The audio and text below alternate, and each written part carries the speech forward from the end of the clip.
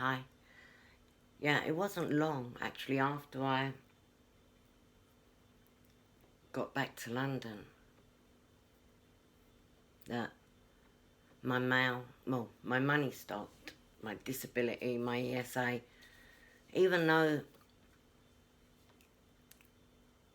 when I was speaking to them on the phone, they said it was actually illegal to stop my ESA while I had PIP. It was PIP. But they done it anyway. And they said that they did it because of lack of contact. I'm speaking to them on the phone. Absolutely crazy what they were saying. And it's hard to imagine how that would be tied into everything else that was going on, but obviously it was.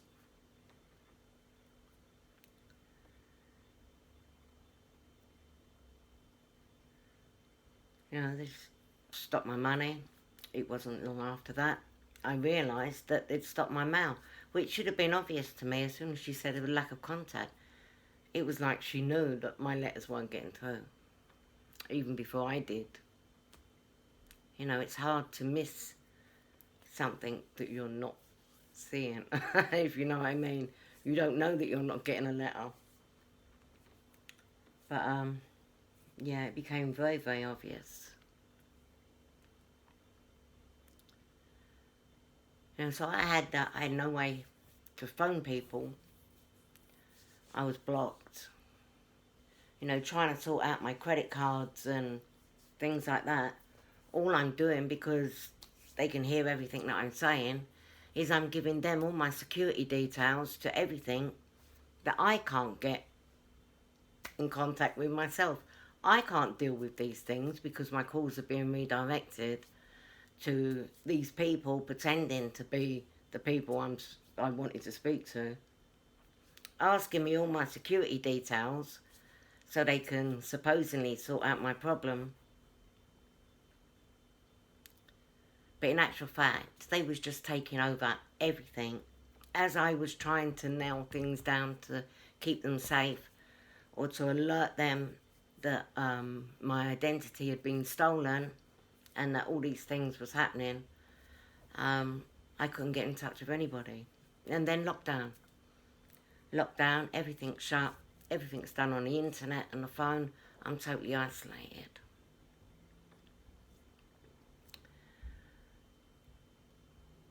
I got,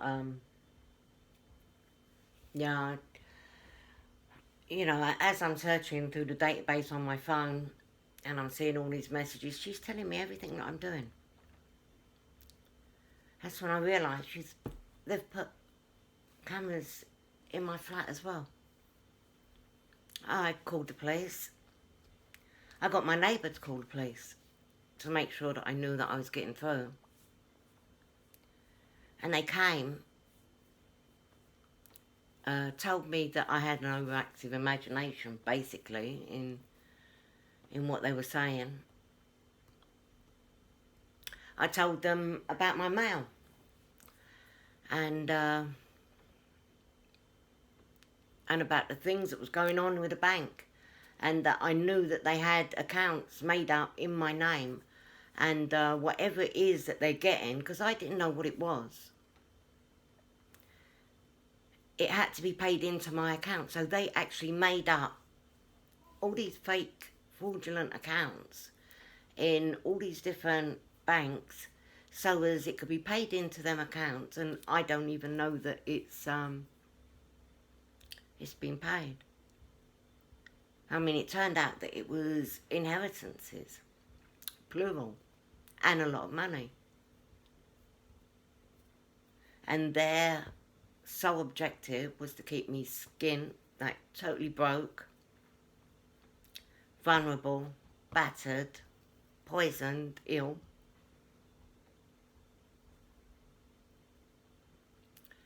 And so as I couldn't fight back. But if there's one thing that I know,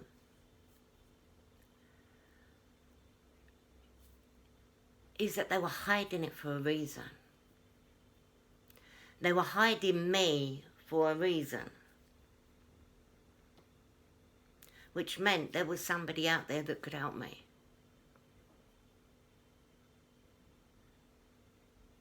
It meant that there was people that would put a stop to this.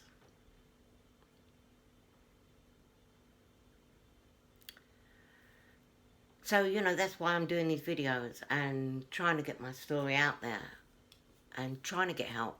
I can't even get a solicitor. I go in and the receptionist, I don't even know if it's really even a receptionist.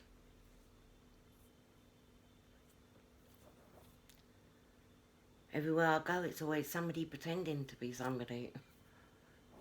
Pretending, and, you know, I'm followed everywhere. And then they get somebody to call me back to say, no, they can't take on my case.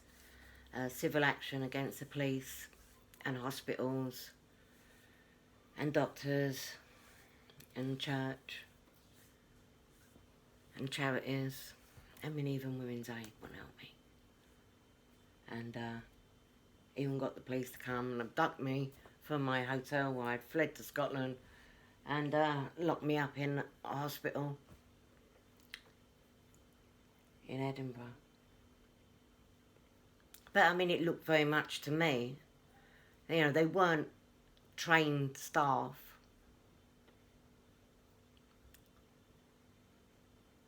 They were, in actual fact, actors. Even the patients. So they just hired a ward. I mean, all this, you know, for me, pretty elaborate. And involved so many people. So many people.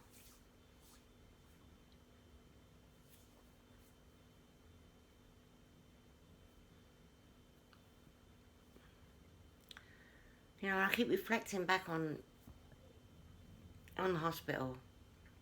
I mean, apart from the fact that I had these blades put in the back of my neck, into my skin, and I tried to get them out.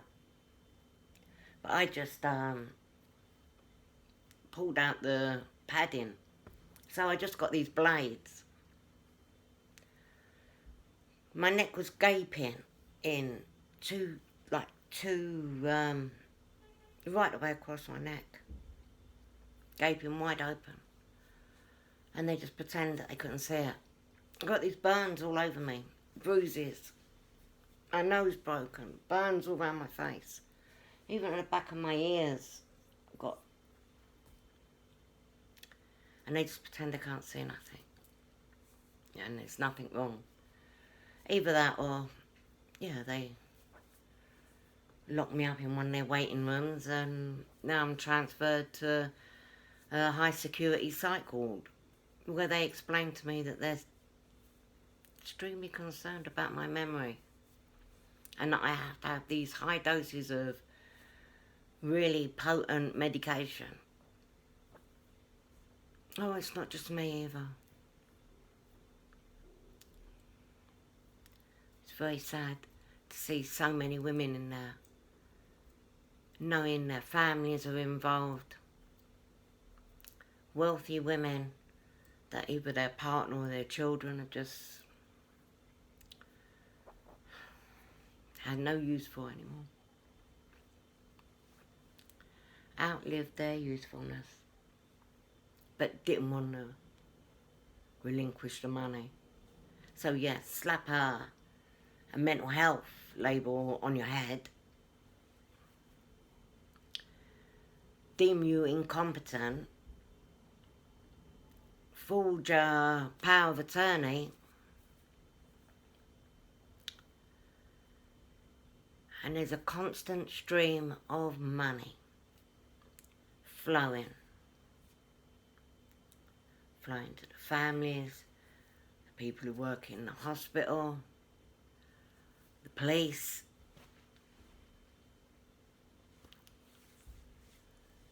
right through to government.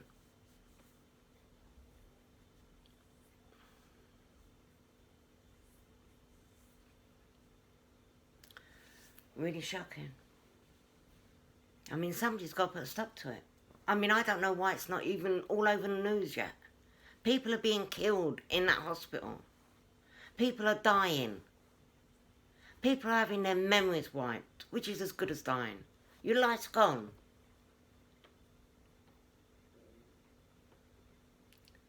You know, you are your memories.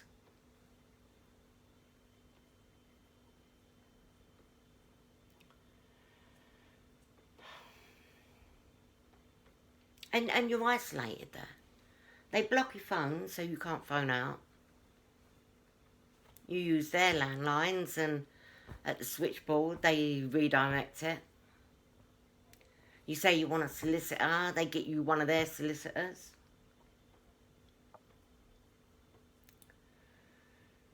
You ain't really got an advocate, or the advocate's working for them. All they're doing is going around collecting signatures. Yeah, just sign this for me. I mean, they don't actually help you with anything. But then they're not there to help you with anything. They're there to take your money. They're there to pretend that they care. And it's in your best interest that you are locked up against your will and forced medication, tormented, insulted and filmed.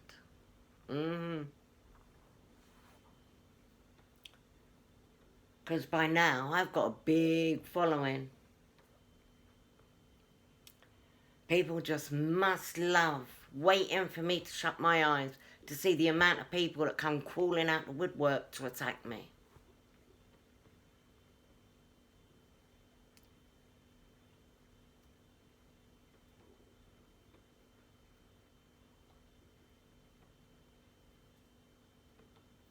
Yeah, I found out it was an inheritance, and it's really hard to look back that far in your life when so much is happening in, like, what was then the here and now.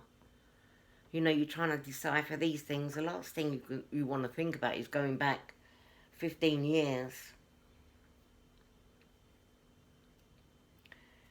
You know, and I wasn't ever informed that I had been left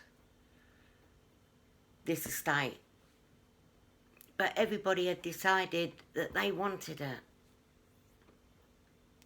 And so, yeah, they involved the trust, they involved the solicitors.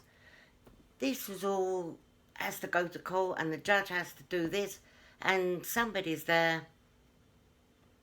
Absolutely obvious it's identity theft in my place. I mean, she was even telling me, like through the database, you know, I could see everything she was saying. She knew everything I was saying and doing, totally against my will. But yeah, she's saying, she tells me everything, like real psycho.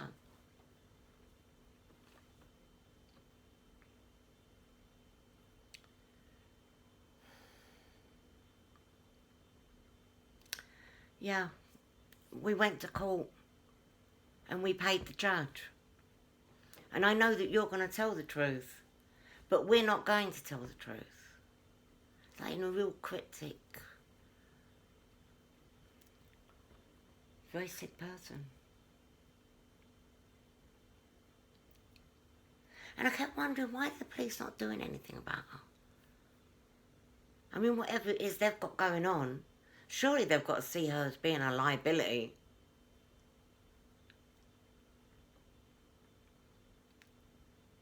And then, of course, her daughter. The obvious child trafficking that is going on. The way that she films people and takes pictures and blackmails, like, off the cuff. And she's got no qualms, no shame, she'll just straight out.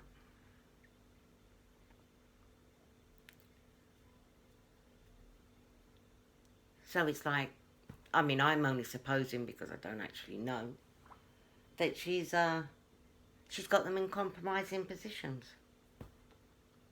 And sweetening them to do what she wants. Putting them in a position where they've got no other choice. And I don't actually like to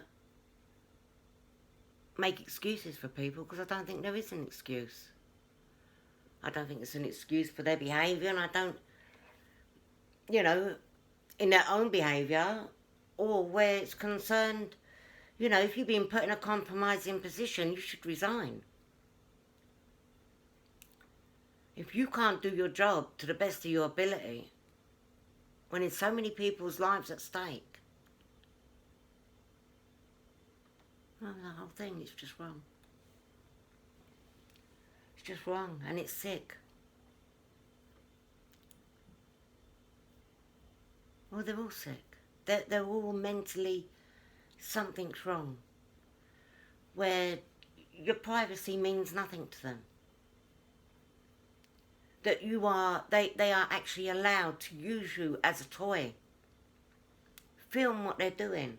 Attack you. Beat you stupid. Rape you. All for entertainment.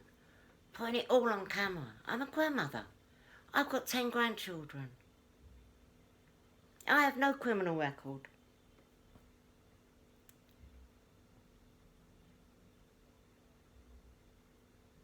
I've never done any harm to these people whatsoever. Or maybe dented their ego in some way, but, I mean, come on, they've got such a big ego, you can't help tripping over it every now and then. But I do mind my own business.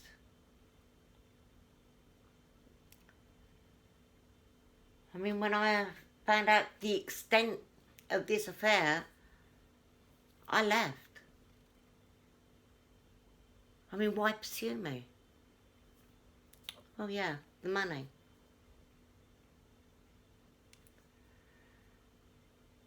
The money. Piece by piece by piece, putting things together. Find out why these people are doing it. Who I can get to help. What I can do to keep myself safe. And any time I actually got myself in a position where I could keep myself safe, oh, I may be gone a few days without actually being attacked. Then I get the police at my door, breaking down my door because they have to have me. Locking me up in hospital so they can all get their hands on me.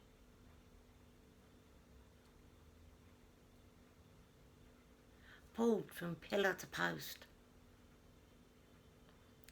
This psychological warfare during the day and being stalked, followed, harassed, then attacked at night. All the time knowing that the police can grab you at any moment, lock you up in a hospital where nobody cares. Not anybody can go and visit you.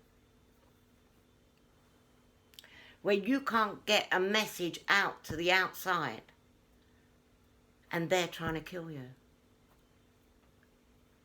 So he's speaking in the third person. They were trying to kill me. And it weren't just me. And this is organised crime. They are all working together. The council, the police,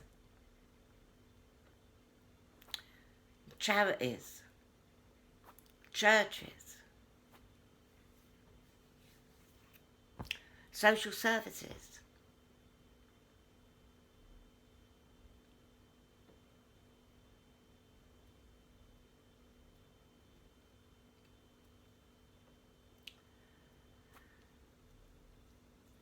And of course my neighbours, when I got her to call the police and they came round and everything, they spent quite a bit of time downstairs. And she changed very much. And luxury curtains in the window was, you know, a very big giveaway that someone was now paying her.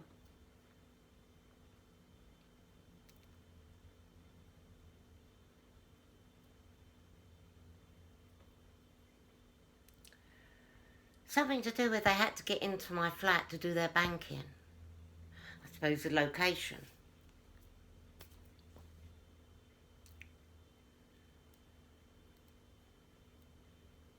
I mean, they was even through the walls, passing the phone down through the wall. Coming in at night, attacking me. All party, attacking me, having an absolute whale of a time and getting paid for it. More than that, they were being protected by the police, by the government, later by the community, anyone I spoke to. Even where I used to play poker a couple of times a week, all the same people. Of course, this revenge porn, of course, had to be shown to everybody. I had to be the joke everywhere. Going to my meetings, and some of my closest friends being paid to download revenge porn on the NA website.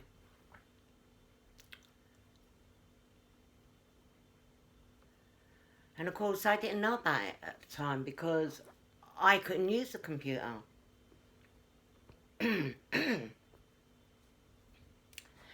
Every single bit of my life was invaded by them. Humiliation, verbal attacks, physical attacks, constant emotional and mental attacks. Physical attacks at night.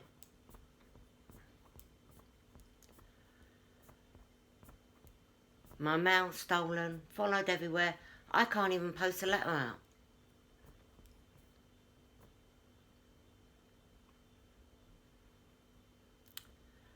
Solicitors, judges.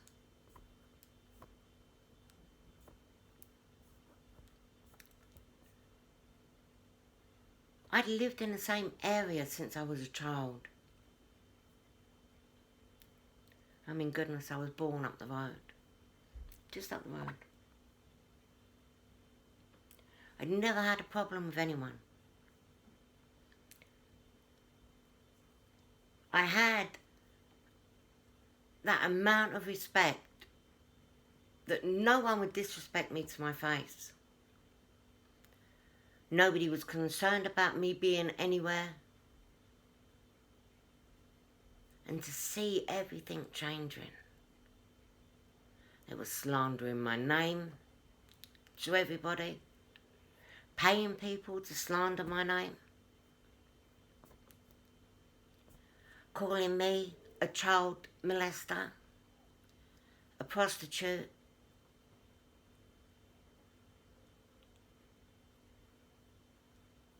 Drug addict. Thief. Everything that they were. Everything that they were.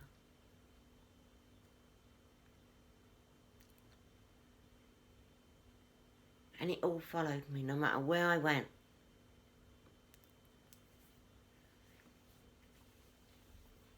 And it's still following me. And I'm still a target. And, you know, they're using the police so much. You know, they've got these illegal investigations. These secret... they were taken to court just a little while ago. And they deemed them to be unnecessary, unreliable. You know, they're targeting of people and secretly investigating them. I mean, if this is what it was, then they too knew exactly what these people were doing. Not only did they know, because they must have seen it, but they was actually giving them the footage so as they can earn money. I mean, which way did it go? I don't think that they were filming me and giving the police the footage.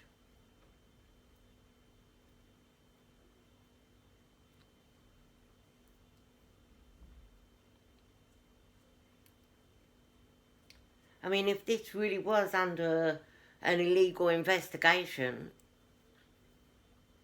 then they was actually witnessing me being attacked on a daily basis and done nothing about it.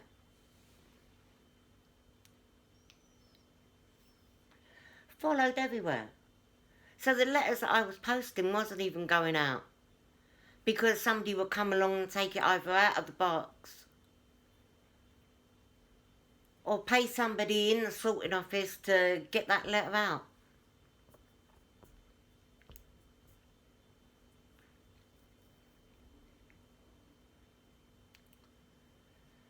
You know, so getting these videos out is just so important. I need to get these videos out, and I need, you know, this to be shared around as much as possible.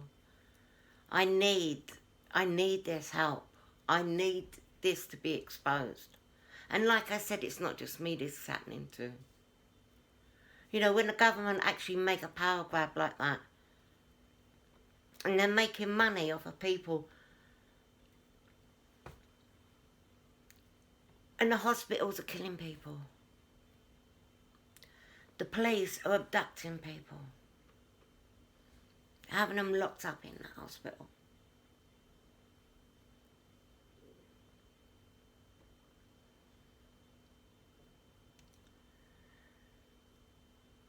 It's really scary to think how many people would look at somebody being raped and viciously beaten on a regular basis as entertainment.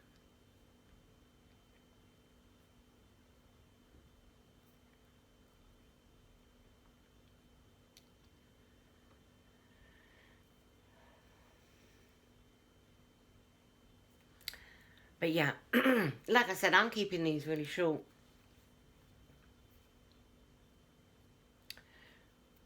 And I really hope that, you know, these people are stopped. I really hope that, you know, the people abusing their authority in the hospitals, police, council, charities, churches, social services, and government itself, that they're stopped.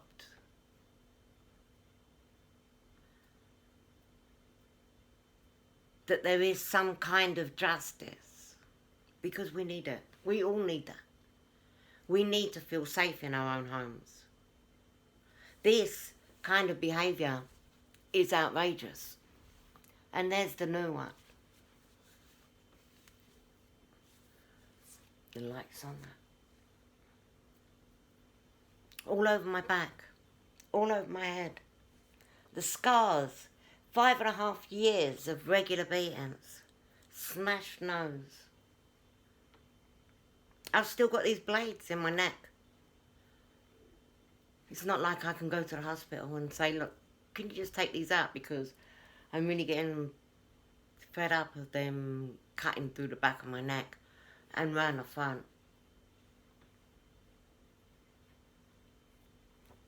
They've already snapped in my spine. Put my head back, it went bang.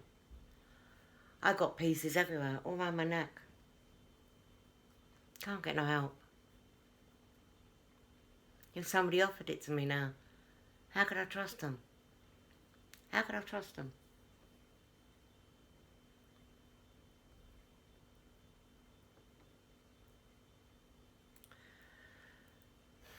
And you can't unsee the truth. You can't tell yourself that everything's alright just because you want it to be.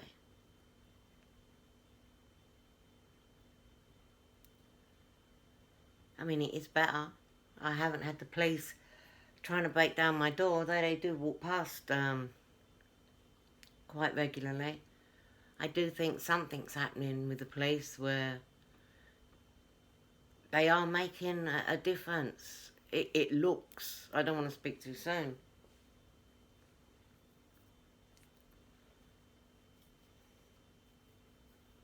But this stuff needs to be exposed. People need to know what's going on.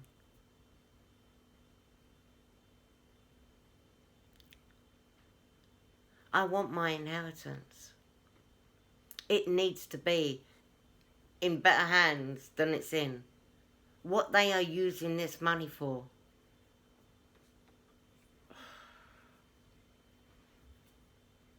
These are disgusting people.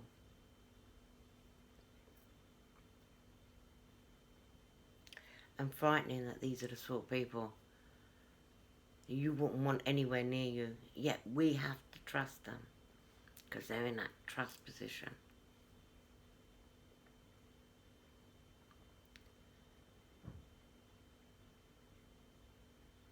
And you can't question them.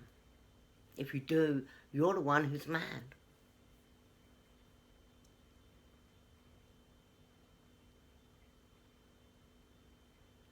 And this situation, it is sick. And it is crazy. It's not my sick and crazy.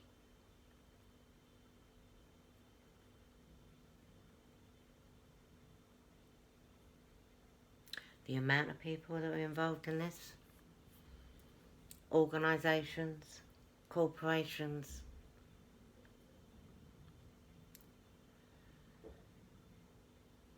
every dark, dingy, I wouldn't say every dark, dingy place where they've got something nasty going on, I was dragged into enough of them to know what is going on. Where they take you to get rid of you. How they discredit you.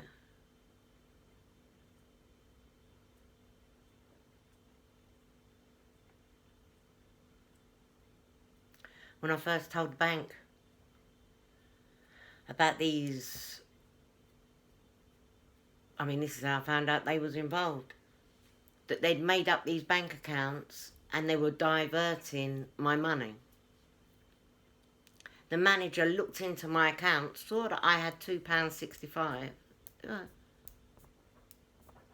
I hadn't had no money for about 3 months.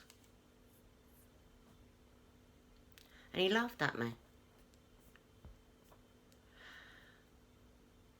I said, how much did you think I was going to have after I said that I'd been robbed? You know, people are stealing from me. It's like saying I've had my car stolen and then somebody saying, well, where's your car? You ain't got a car. Oh, it's funny. Oh, there isn't anything there. Well, what do you expect to be there after you've been robbed? And you know, being my ex and my mum, I can't even hide my ID. So everything is stolen from me. Every part of my life invaded and abused. Humiliated in every single way. And it isn't all this is happening because I left him. All this was happening before that. It was just fun.